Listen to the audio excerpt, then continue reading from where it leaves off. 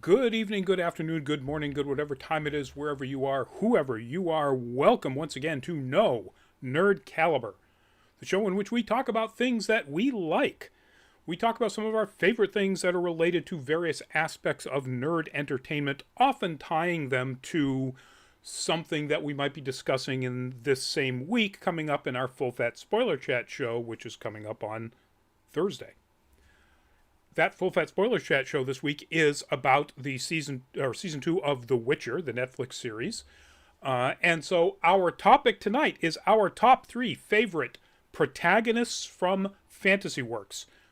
Any media, television, movies, books, comic books, games, you name it. So I'm Rodney Braun. I'm the editor-in-chief of Nerd Caliber, first-person shooter on Facebook as a cosplay photographer, burly_adopter on Twitter, couple of other places, doing a bunch of other things. And joining me tonight is my partner in fantasy crime, because not real crime, because you get arrested for that, Manny. Introduce yourself if you would. Hello, everyone. My name is Manny. I am the founder of Nerd Caliber. I'm very happy to be in this segment today because fantasy is probably one of my favorite genres when it comes to everything in media. Agreed. I have a tendency to run in periods of years of it's science fiction, no, it's fantasy, no, it's science fiction, no, it's fantasy. So, so with that said, sometimes we have to explain what criteria we use to use these. There isn't really any for fantasy.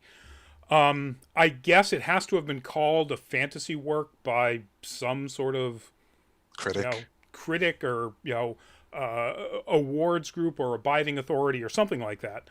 And that's about it. And that's good because often fantasy works have a tendency to bridge multiple genres. Gothic horror fantasy and, science fantasy and so on. So we are going to get right into our very first topic. Oh, by the way, in case you were wondering, the stuff that was cycling at the beginning, none of those are actually on the list. When we do these lists, I always put up. So Kirito is not anybody's favorite, at least in our team that has posted and is willing to admit it. Yeah, but although he's a great character. Well, I mean, for me at least, in anime. He is involved in a great story.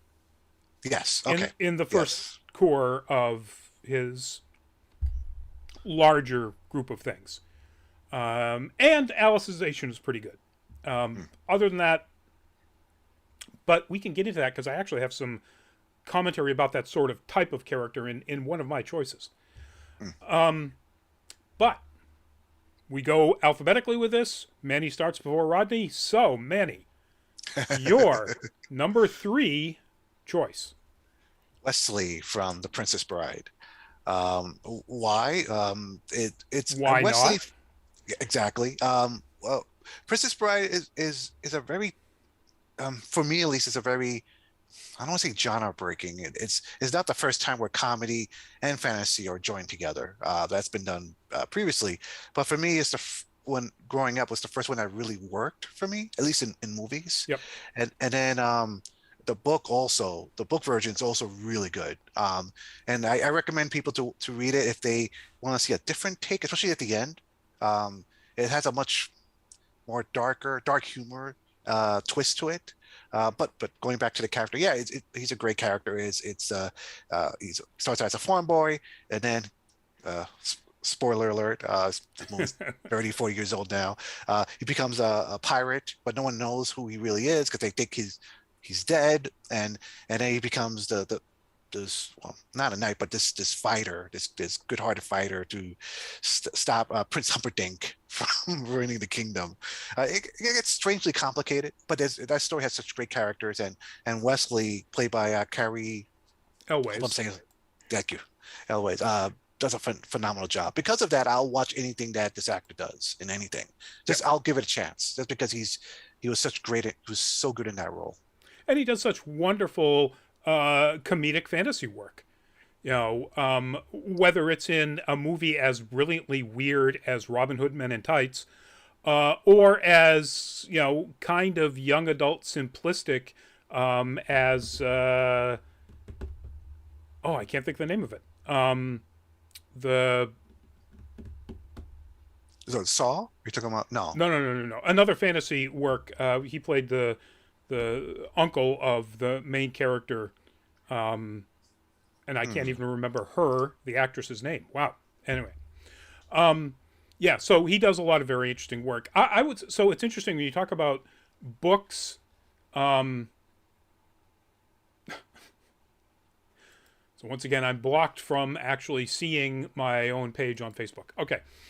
Um, So when you talk about books, Connecticut Yankee and King Arthur's Court is actually one of the very first sort of let's blend comedy and, in this case, historical fantasy, and make both of them as important a part of it. Because you've got other fantasy, comedy movies like Abbott and Costello stuff and so on. Those are comedies that happen to, involve fantasy stuff or horror stuff and take,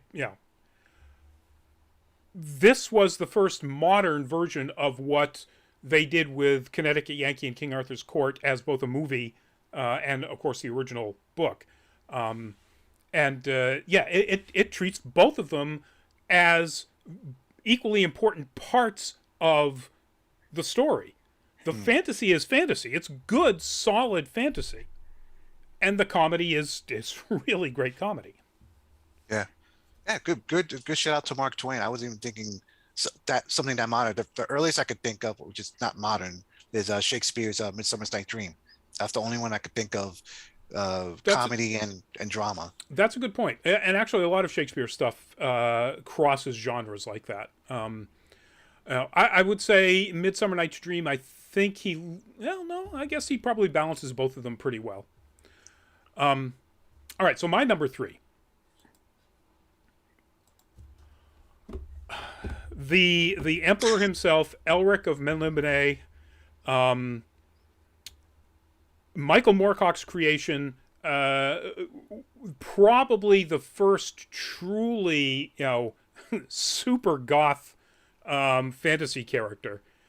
And to some extent, I like him for that. I actually like the character because he is a very complex, melancholy character that has a unbelievably tragic story all the way right to the end.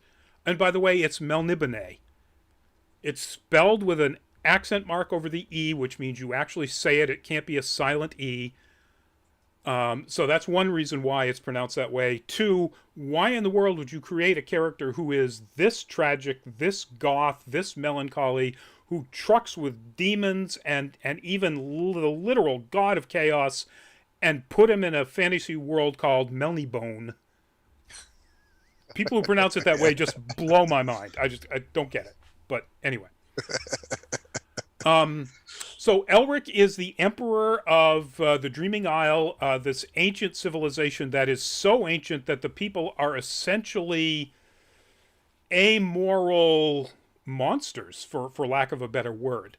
They are very worried about what they call the young kingdoms, which are the kingdoms on the mainland, next to the Dreaming Isles, and they are humans, and the people of Melniboné don't consider themselves human. And generally, yeah, if you're reading it, you can sort of think of them as dark elves. Elric is in fact a mutation, I guess. He's an albino, and an albino, like bright pink red eyes, bone colored skin, milk white hair. And is only able to stay alive because the Melnibonéans have such advanced scientific, magical, alchemical knowledge that he creates drugs from these herbs that are grown on the Dreaming Isle that keeps him healthy and alive. Otherwise, at his age, he would, like sadly many albinos, he would be dead. And the very first book in his series involves his family members, because they think he's weak, plotting against him, a love triangle, and his discovery of Stormbringer, the Eater of Souls, which is one of the best most horrible weapons ever created, and is bound to Elric. Ultimately, pretty much kills everything and everybody that Elric has ever cared about, and ended them. Whether the Melnibonéans or other the people of the Younger Kingdom believe in any kind of afterlife or reincarnation or anything, the Eater of Souls eats the soul. That ends permanently whatever it kills. It's a brilliant world. Michael Moorcock, the author, expands on it and includes a bunch of. So he wrote a number of other sort of heroic fantasy characters, Count Brass, a bunch of others, Moonglum, and so on, and ultimately put them all together in a sort of a multiverse way back then being the 60s and 70s, in which Elric is one incarnation of the same being, the eternal hero. Although he's not much of a hero ultimately, but he's just an absolutely fascinating character. If you haven't read these books, and if you like any of the anime, has a tendency to adopt more of the melancholic, tragic fantasy character more than a lot of other, since then written works or certainly movies or anything like that. But if you like any of those characters, Elric is the one to start with. So that's my number 3. The thing with Elric is he's such an important character, influential character to role-playing games. Yes. I believe it is Moorcock's works and Jack Vance's work, the Dying Earth. Oh, yeah. Has that. I mean, if you talk to any person that played Dungeons and Dragons in the 80s and 90s, yes, I'm like, what characters did you get, influence from? What books? Usually I'll mention one of those 2 books. Yep. It's amazing. Go ahead. If this was a longer list, Cudgel the Clever would probably be on it, from the Jack Vance Dying Earth books. But yeah, it's interesting. Like, there's no major movie, there's no TV series, but if you're a hardcore fantasy fan, if you're into books about fantasy, you can't escape Moorcock. Yeah. 2019, there was somebody announced that they were going to be doing a TV series. The studio New Republic was going to be developing a TV series. Obviously, it's not landed anywhere. There's been no announcement since then, so who knows? Yeah, I seem to remember we did cover that in, our Nerd Week Live way back when. All right, Manny. All right, my number 2. Dos. All right, Robert E. Howard's Conan the Barbarian. I first became exposed to this character again when I was young, watching the movie with Arnold Schwarzenegger. And it's funny looking back at it now.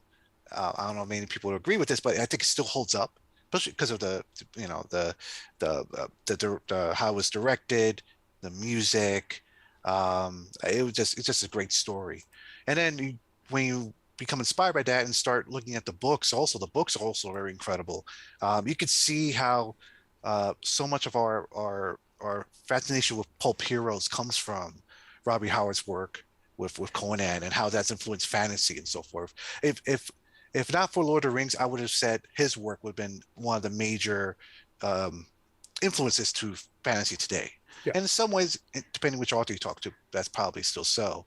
But yeah, it's just, if you have to read anything, my favorite story is Tower of the Elephant. Yes. I thought that's a great story. It mixes like from typical sword fighting to like almost like Cthulhu, Elder God. Yep. If you love all, that's what's great about Conan. It deals with his stories range from on all points, different points of his life, from as a thief to a king, and why he did that way, that'll be too long to explain. But it's great that you get different tastes of Conan, you get different styles of adventure. That's why he's my number 2. Yep. I agree. So my first introduction to him was actually the comic books back in the late 60s. And one of the first adaptations. The comic books were adaptations written by Roy Thomas of Howard's works, the first few comic stories. And one of the first was Tower of the Elephant, and illustrated by the, at that time, very young Barry Windsor Smith. And I absolutely fell in love with his art. And fell in love with the character. I started reading everything I could. Just loved it. Shout out to Kurt Busiek, who's run Conan's run in Dark is very good. Jason Aaron's and Jim Zub's run on Conan right now with Marvel is also very good. Yeah. And the Dark Horse, when they had it, Dark Horse did a really good sort of expansion on it by doing stories set when Conan was younger in Samaria.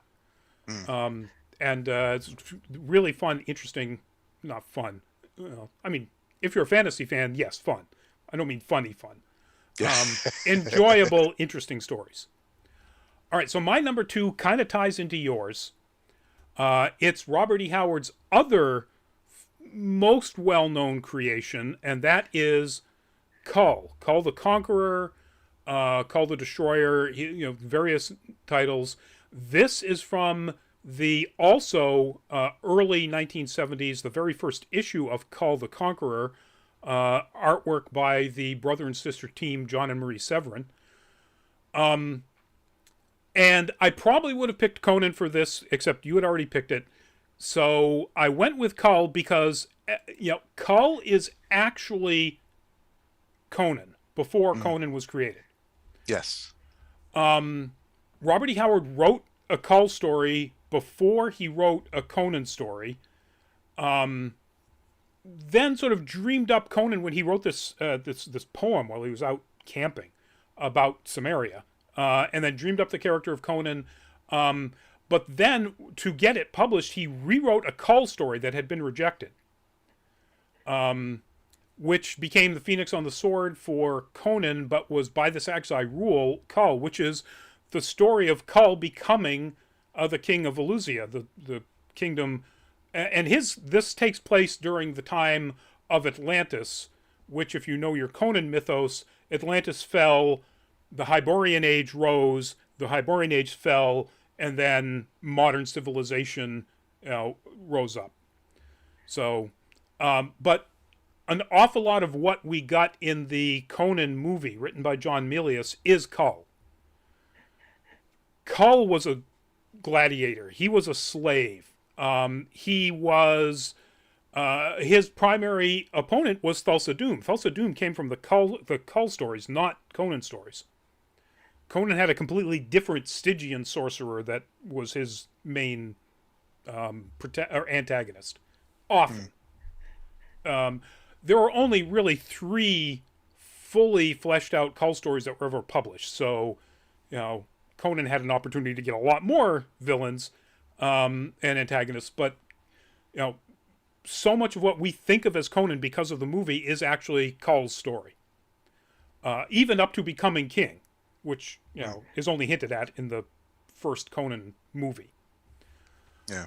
But yeah, so I'm going with Kull. I like Kull's stories also because Conan's great, but Kull we get more of the political intrigue stuff. Yep. That you don't get in Conan. Conan's more like behind the scenes because he's stealing or murdering someone or something like that.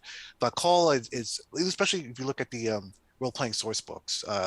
If you want straight action sorcery type of stuff, you play the Conan RPG. But the Kull source book, that's where you get all the political intrigues and stuff that's happening in Atlantis, and there's much more magic back then, so there's a lot of that. While Conan, there is sorcery, but it's usually very dark and twisted. Right. So Kull is fascinating. Yeah, Kull, and so Kull's story sort of starts with him taking the throne and then moves past that. So by the final story, and we don't really know what happened to Kull because, Howard never wrote another one before he killed himself. Trigger warning for a mention of suicide, which is a little late, but his final stories, he has been the king of Valusia for a couple of decades. He's in his mid to late 40s.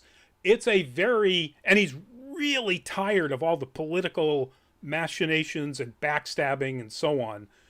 So it's very a political, philosophical story. Which even back then, when I was 11, 12 years old, I thought was really cool. I mean, I loved Conan, don't get me wrong. But Kull was smarter. It was a smarter read. Anyway. Oh, and by the way, don't watch the movie with Kevin Sorbo. Oh gosh, no. Not just because nowadays we know what Kevin Sorbo is, but because it's terrible. Yeah. No. I was very, very disappointed. That and Red Sonja are just total trash. Yep. Yeah, don't watch those two at all.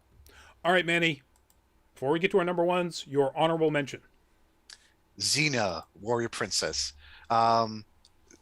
Xena is a probably one of the very few like women like protagonist fantasy characters that I saw at the time on TV. She started as a villain in the Hercules series, Yep. and then they redeemed her character and she spun up on her own series. And funny enough, I enjoyed her series a lot better. Hercules was always, I don't know. I mean, the series always kind of campy and tongue-in-cheek and things like that. But Xena felt like they were going through uncharted territory. Hercules in Greek mythology, I've sort of seen that already or read about that already. But Xena was like going on to different lands or kind of exploring different cultures, different people. So her weapon is awesome. I love that I don't know, it's a boomerang, a circle. I don't know what it is. Chakra. It's Chakram. Great weapon. It's still one of my favorite series to watch. I couldn't watch Hercules now, but I could still watch Xena. Yep. I mean, as a more of a historical fantasy fan than like, really high fantasy. Well, I like both, but I really like historical fantasy. The fact that they put Xena squarely in historical settings. In one of the later seasons, Julius Caesar is one of her primary antagonists.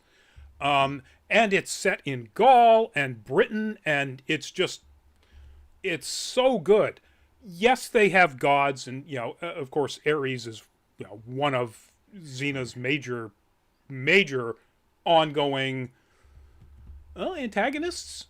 Yeah, her relationship with Ares is really complicated. Yeah.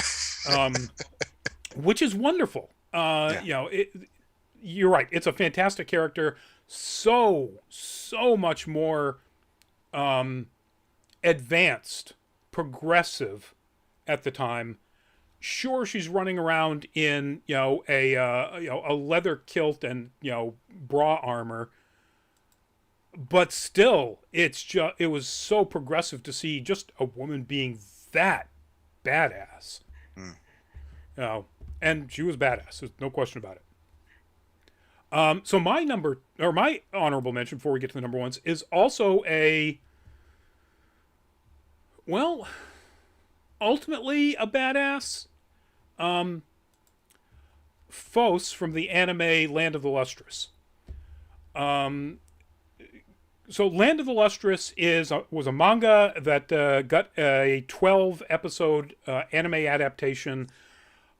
It's a story set in the very, very far future, probably on Earth.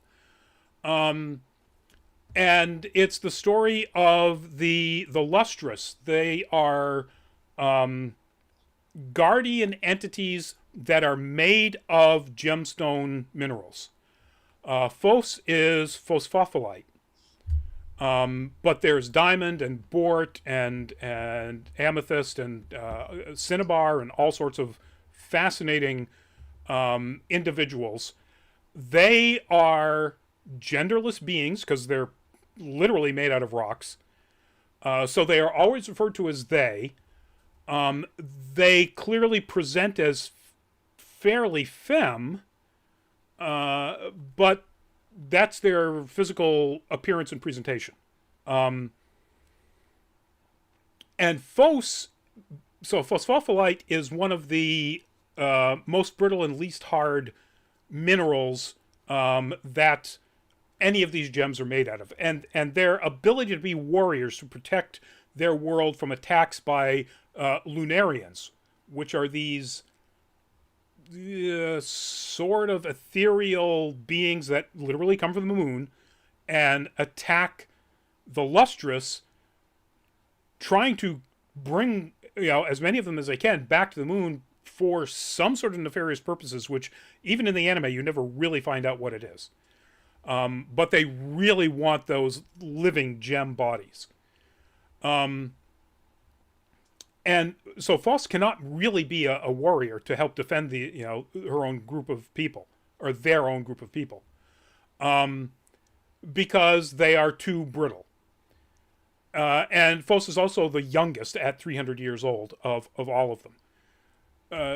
So at the start of the series, Faust is assigned a mission to create a sort of a knowledge catalog of everything about the land around them, and is just not into it. They're a troublesome character, and over the course of even just the 12 episodes, to say nothing about the entire run of the manga, Faust's growth from that troublemaker to one of the most complicated badass warriors among all of the Lustrous is fantastic.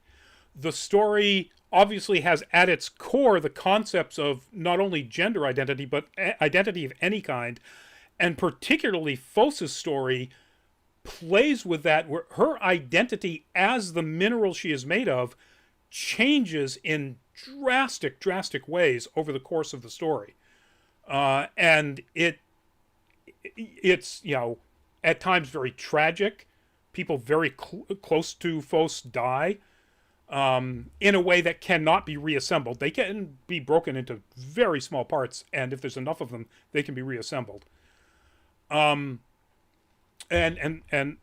people close to her are taken by the Lunarians. It's very tragic. It's also one of the funniest anime out there. The humor in it is spot on. And Orange pioneered 3D CG to create these translucent three-dimensional characters that also look like they are two-dimensional animation, the 2D anime. And it's brilliant. You look at it and go, this was done in 3D, and they're still producing stuff like X-Arm? How? But anyway, I would highly recommend watching the anime. I have not read any of the manga, but if you want a wonderful, deep story with really impactful messages and meanings behind what is also otherwise a very fun and action-packed and very funny at times story, watch Land of the Lustrous.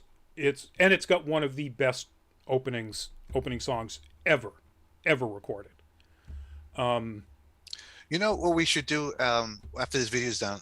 We should write links so that if anyone wants to check out these books, they can know where they can go to. Because I'm listening to you, and I'm like, I never checked out this series, but I was thinking like, oh, it'd be great if I, it sounds interesting, I want to check this out, and maybe our viewers might benefit from us if we put our links down so that if people want to check out what's this Tower of the Elephant that I just mentioned and so forth. I'll work on that.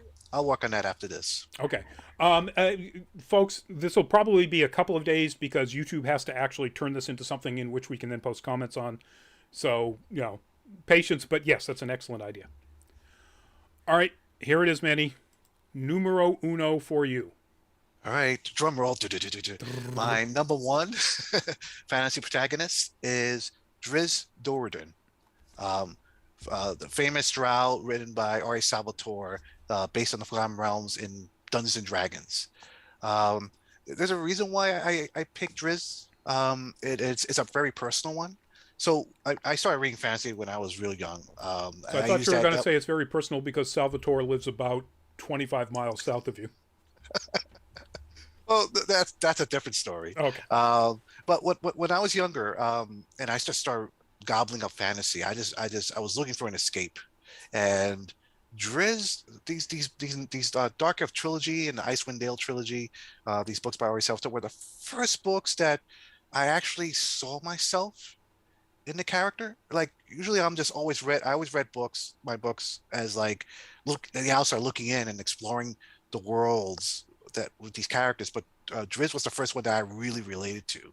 I related to growing up in a broken home in a dangerous area, and you couldn't trust anyone, and you have to, like where do you go, and Driz had a very similar situation. He grew up in Menzo Baranzan in a very I can't imagine a more toxic. I haven't read anything more toxic than the family that he grew up with. You know, um, the religion of law of this chaotic evil goddess that's always about betrayal and rewards betrayal and rewards evil, and Driz was like, I gotta get out of here. Um, and how he does that. So it's a great story, and I enjoy his writing a lot. He always does these like in between the chapters, the major arcs. He always writes this like a passage about Drizzt inner thinking and his spiritual journey, almost in some way, like how he's looking at things and how it's changing him as a character and what he's learning about people. And also the Drizzt books were the first ones I've read that actually dealt with race as an issue, because the Drows that I was a part of were looked at as just this evil race, and he's coming out of there and he's meeting dwarves for the first time, humans for the first time that are very cautious and usually tend to attack drows on sight. And he's trying to tell them, hey, listen, I'm what your perceptions of drow are wrong. I'm not like that. And so it's breaking these stereotypes and to me that reading I never read fantasy that dealt with those type of issues before. So I just and besides that, great adventures, great action. There's like there are a lot of books. I think Salvatore has been writing since the late '80s, early '90s, and he's probably written a book about Drizzt every year since. So there's a lot of books about Drizzt. So that's why I like it. It's a great story. He's a ranger. For those who play D&D, he's a high level ranger with I don't not an animated panther, but he has a magic device where he could summon his panther to guard him. And I can't remember how to pronounce the name right now. So he is one of my son's absolute favorite characters. Probably because of the dual wielding of swords, but who knows? And I think that Salvatore probably get or should get credit for the changes that have happened in the last 3 years with D&D over there at Wizards of the Coast, for writing a character or stories about a character that dealt with prejudice and race. Yeah. And that got the higher ups at and a bunch of other complaints as well, but got the higher ups at Wizards of the Coast to start looking at. It's like, well, you know what? Maybe we need to stop saying a race is evil. Because that's not really a nice thing to say in the real world, and it's pretty simplistic to say that about any fantasy race that you're thinking of. I have to say, as a kid growing up playing D&D and then reading those books afterwards and sharing them with my friends, we kind of looked at monsters very differently, like orcs. Like why do we assume these orcs are evil, and made us kind of really think. It kind of expand our minds a bit. I agree with you. I think Salvatore does not get enough credit for I think the much better change that's been happening with fantasy lore, in general and in gaming. Yeah, definitely, and that's a very good thing. You can still have, for whatever reason, a group of people who, in this case, maybe because they worship a particular lawful evil kind of being, have a tendency to side towards things that other groups of people call evil, but they are not as a race evil. And that's a pretty important distinction. Yeah. All right. So my number one, Severian the Torturer, from the Book of the New Sun series by Gene Wolfe. This skirts the classic definition of fantasy. But the various books in all of the solar cycle, and Wolfe has expanded on beyond the tetralogy, the 4 books that are about Severian. Initially, well, 5, he's actually written a sort of wrap up. And the other books that also take place in this same very, very far future universe centered around Earth, have won Nebula Awards, have won Locus Fantasy Awards. So, hey, if they've won Locus, they're a fantasy book. And it's sort of like Jack Vance's work, in which, it is so far in the future that what technology exists that isn't simplistic enough for most people to understand is essentially magic. And it does essentially magical things. The second book is, or third book, second book, Kull the Conciliator, is about this gem that he winds up getting that supposedly can bring people back from the dead.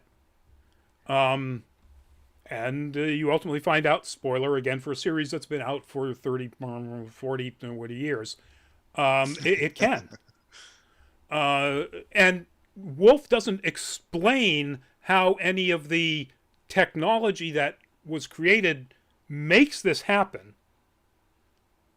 Just that it clearly has to have been some kind of technology, because, again, it's just so far in the future that technology is, for a lot of people, indistinguishable from magic. Anyway, Severian is it starts out as an apprentice torturer, working in the Torturers Guild in the city Nessus, on some, enormous river on some southern hemisphere continent on Earth.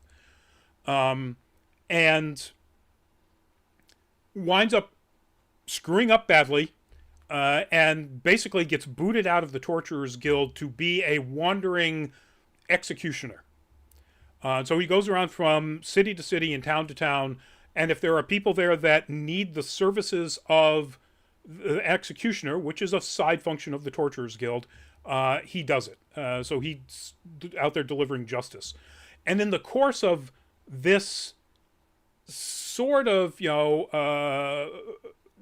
Picayune type novel, in which he's traveling over all of these, he goes to other continents, and over the course of the 4 books, it's a wide ranging story. He meets fascinating people, gets involved in ultimately the sort of highest power struggles that are occurring, on Earth at the time. And I'm going to bring this back a little bit to what that sort of joke I was making earlier about Kirito. So I think Severian is a fascinating character. He is, despite Gene Wolfe saying this is not the case, he's kind of a Christ analog, which means he's kind of OP, and he's not exactly a fascinatingly deep character himself. What he is a guide to this amazing world that Gene Wolfe has created. And it's every second of it is fascinating. Now, Wolfe is an engineer who also deeply, deeply studied the classics. So this is a dense of a read. He creates names that are based on kind of Byzantine history.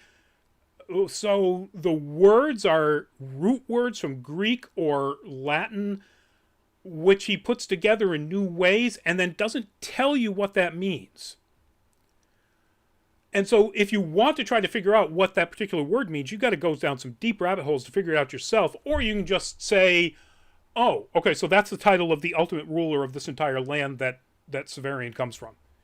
We don't need to know specifically where it comes from in both, Byzantine historical records and Greek and Latin words that he sort of jammed together to make this title. But if you want to, you can. And you'll be reading the book and then looking stuff up for years. So Severian is one of my absolute favorite, or is my number one favorite fantasy protagonist because, well, one, he's like the ultimate goth boy, and I'm not a big fan of goth, but just the idea of, they can't draw him accurately because his cloak, his uniform, and his mask are made of a material that is a color called Fulligan, which is described as a black darker than black. So you can't draw that. You can't paint that. There's no way you could actually do that as art. But it's their uniforms are created this way and their outfits are created this way to instill the kind of terror that a torturer should instill and an executioner should instill on the people that they have to deal with. He is, again, sort of like Elric, sort of the ultimate goth protagonist. But again, he also isn't, because he is very much a Christ analog, again, despite what Wolfe says, he didn't write him that way. And it's a wonderful world. It's 4+ some if you want to get into the other multiple trilogies, actually. That is just wild imagination that if you dig deep enough, you go, that makes sense. And it's fascinating, wonderful stuff. So Severian the Torturer, my number one. Oh, okay, excellent. That's very intriguing. I think the last executioner protagonist I remember reading was from Lone Wolf and Cub. Yes. Yeah. Which so it's that's very intriguing. Yeah, there was I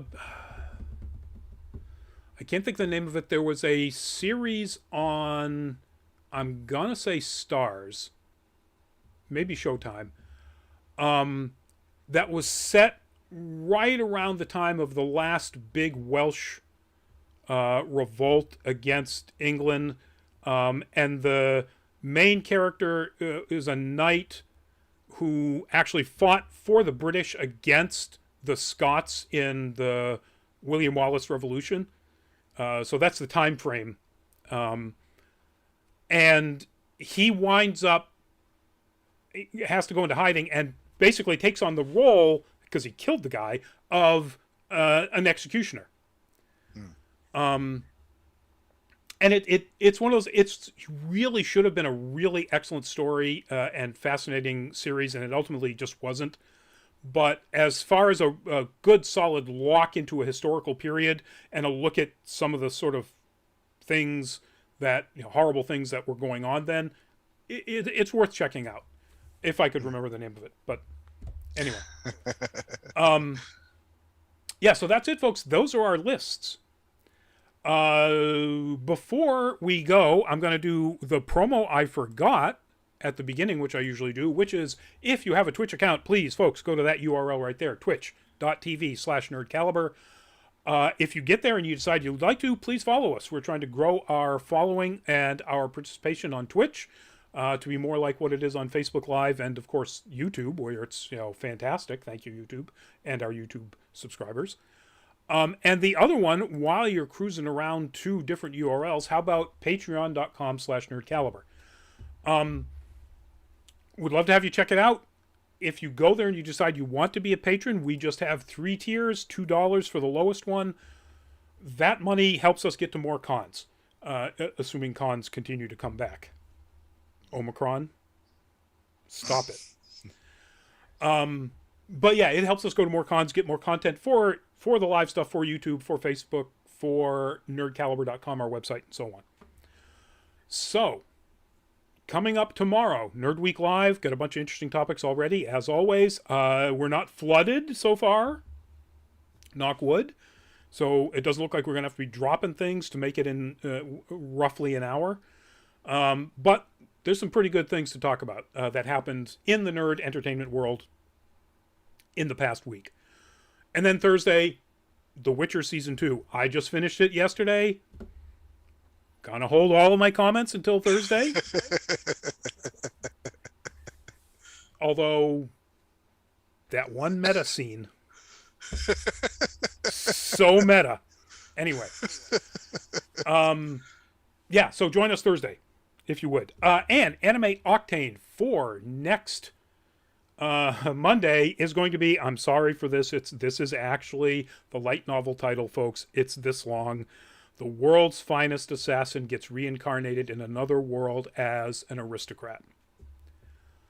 It's a better story than the title indicates. Although it's spot on. I mean, it's an accurate title, which doesn't tell you anything about the story.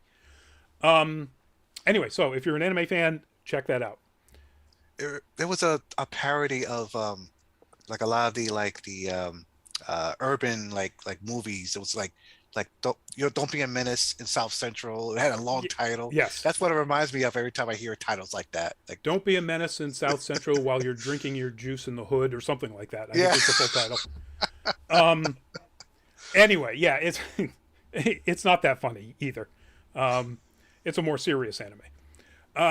So we'll see you in one of those upcoming shows, folks. Please stay safe. I just got my booster shot. So if you please go out and get yours. If you haven't, get your vaccinations. If you haven't, wear your masks. If you're in any indoor facility, Boston just implemented an indoor vaccination proof requirement for almost any entertainment and similar venues. So a movie theater, a gym, a restaurant, a bar, they will have to require proof of vaccination in Boston. So, folks, get those vaccinations if you haven't, and wear the masks. 73% of all cases in the last week admitted to hospitals were Omicron. Yes, it's less deadly. Doesn't mean it's not going to put you in a hospital and eat up hospital resources for people who might otherwise need that emergency room bed. So, and all because you don't want to wear on your face.